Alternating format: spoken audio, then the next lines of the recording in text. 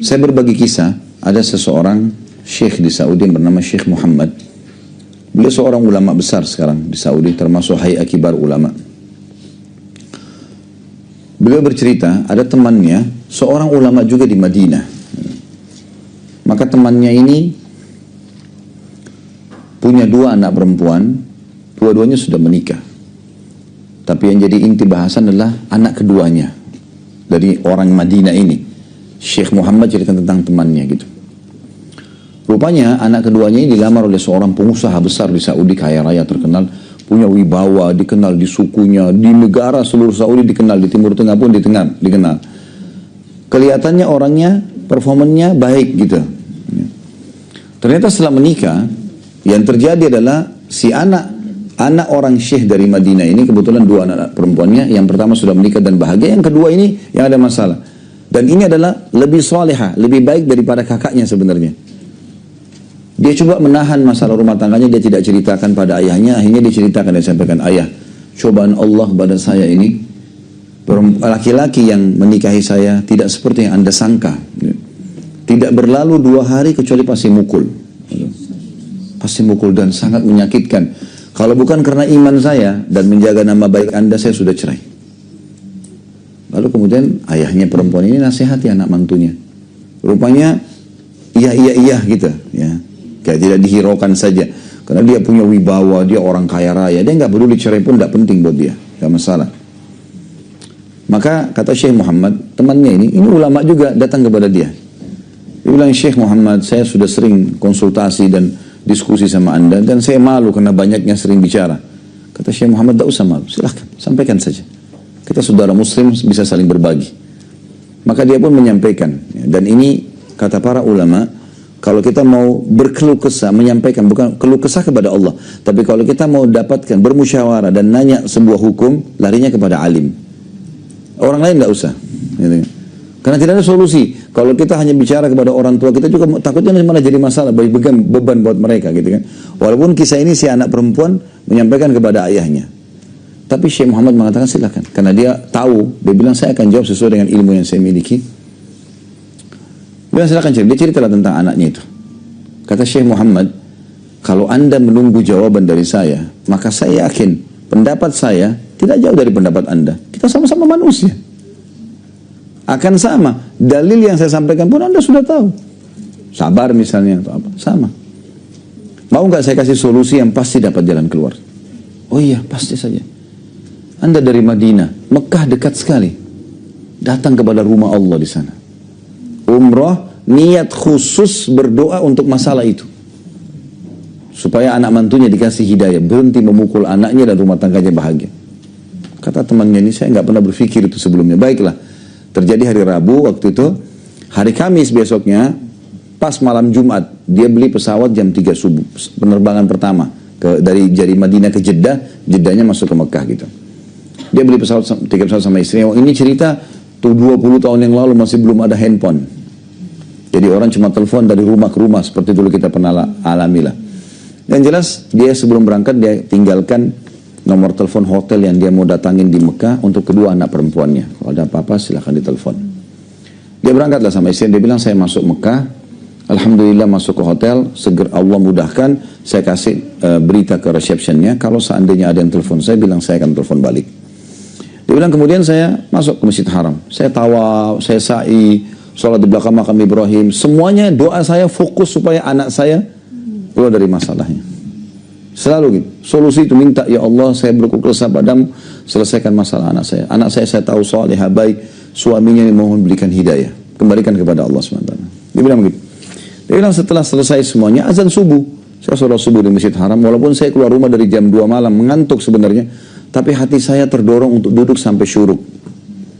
Dia bilang saya duduk sampai terbit matahari. Setelah saya pulang ke hotel. Pas saya pulang ke hotel, resepsinya bilang, bukankah Anda Syekh si Fulan? Dia bilang, iya.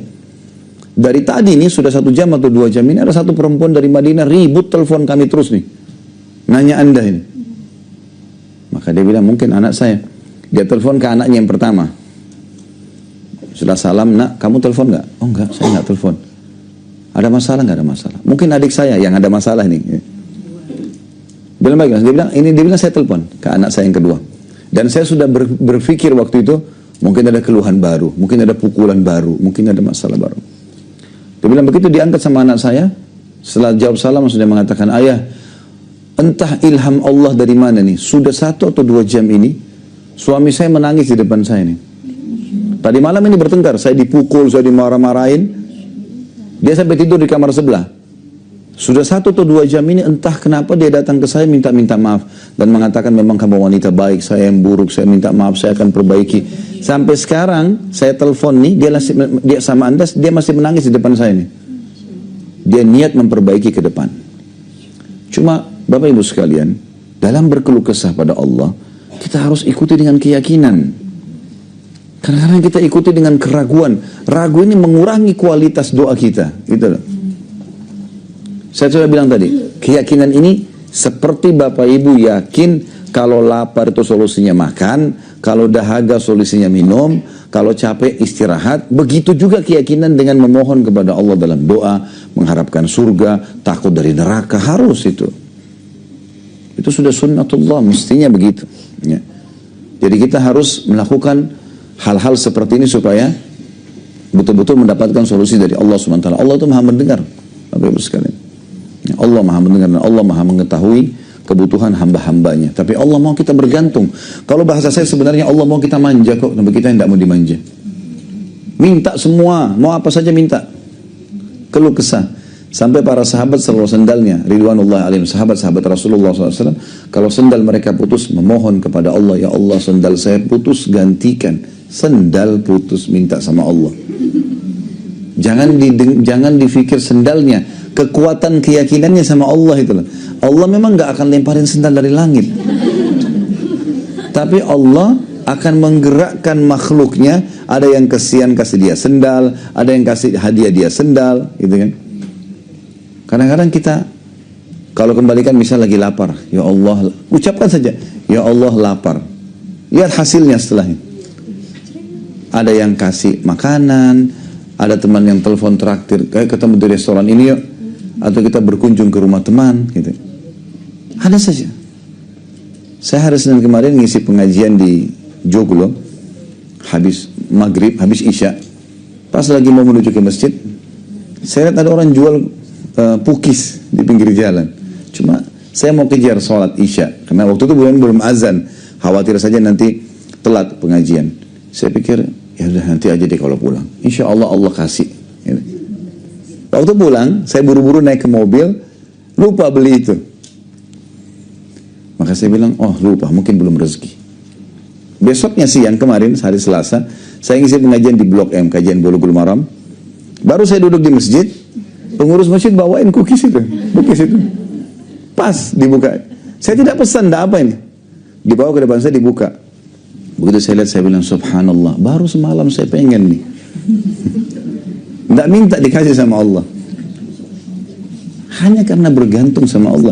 Dari hal yang kecil, kue pun tidak ada masalah. Apa ruginya? Rugi apa Bapak Ibu sekalian pada saat kita mau ke mall beli baju atau mau ke pasar, ya Allah mudahin parkiran buat saya. Minimal dapat pahala doanya. Nah, apa saja. Mau makan di satu restoran, ya Allah mudahin supaya saya dapat tempat duduk yang nyaman, saya bisa makan di situ, gitu kan. Siapa tahu pas mau tutup Allah masih tunda, tidak ditutup aja, kita masih bisa dapat.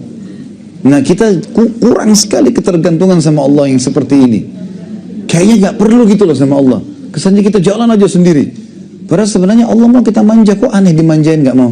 Nah, biasanya ibu-ibu suka dimanja sama suaminya gitu. Dimanja sama Allah nggak mau gimana? Nah, tinggal merengek, tinggal minta. Gak ada susahnya.